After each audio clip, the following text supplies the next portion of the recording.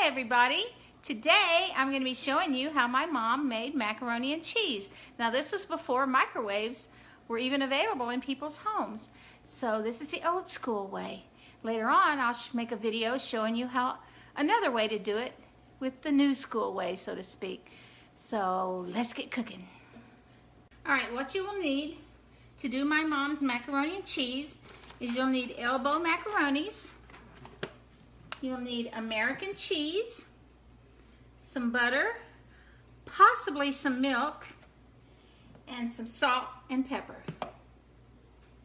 First, what you're going to want to do is you're going to want to cook your macaroni until it's done. So you get your water boiling, and however much elbow macaroni you choose to use, you put it in your water.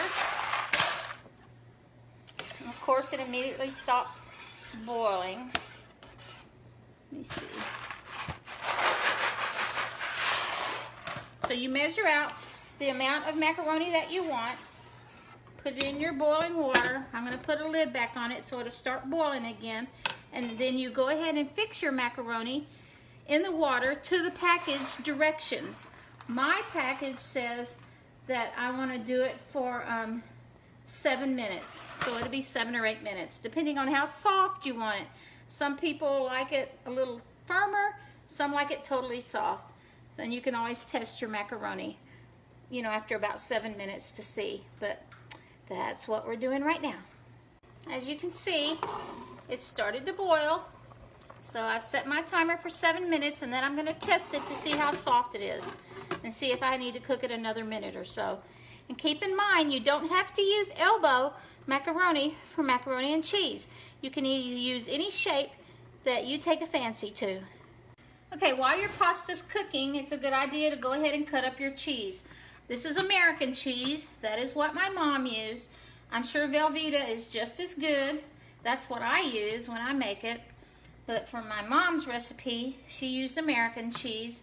And I'm cutting up, since I have a large amount of macaroni that I'm making, I'm cutting up 1 pound of cheese for my dish.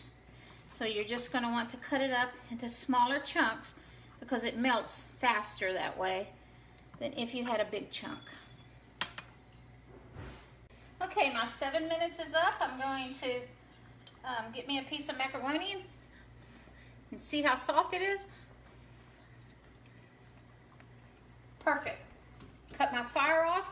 And now what you want to do is you want to put your macaroni through a strainer, but you don't want to put cold water on it. You just want to put it through your strainer and put it back in your pot that you cooked it in. Okay, so I've drained my pasta. I put it back into my pot. I put it back on the stove, but my fire is off.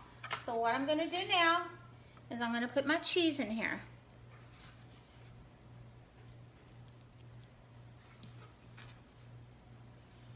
And since the pasta is still so hot, I'm going to go ahead and start stirring it. I'm using a wooden spoon so I don't break the pasta up, but the pasta is plenty hot, as you can tell.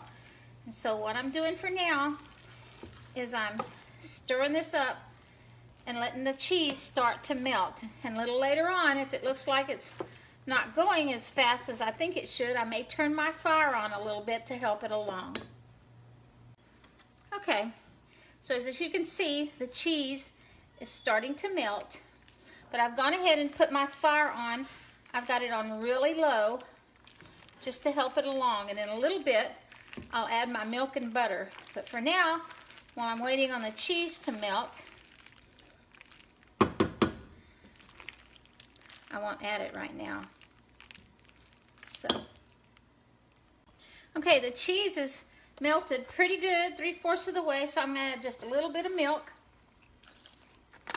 No more than 1/4 of a cup, I would think. Milk just adds more creaminess. And I'm going to keep stirring while the cheese keeps on melting. Second says, I don't know if you can see, but I've got my fire on really, really low while I do this. You can see it's getting really creamy.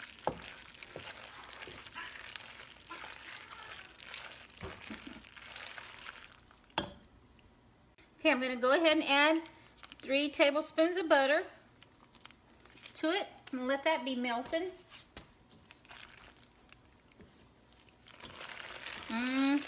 Just look at that. Isn't that pretty? So creamy.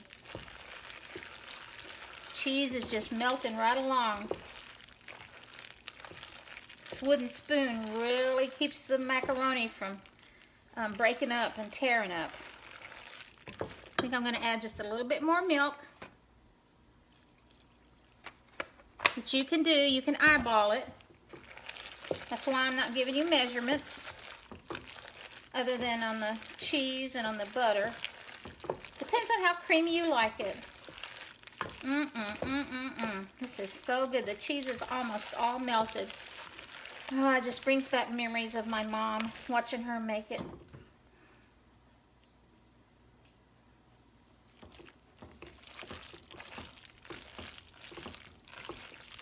All right, I think we're almost to the point now where I can add my seasonings. Just add a little bit more milk. I just want a little more creaminess. Get that stirred in.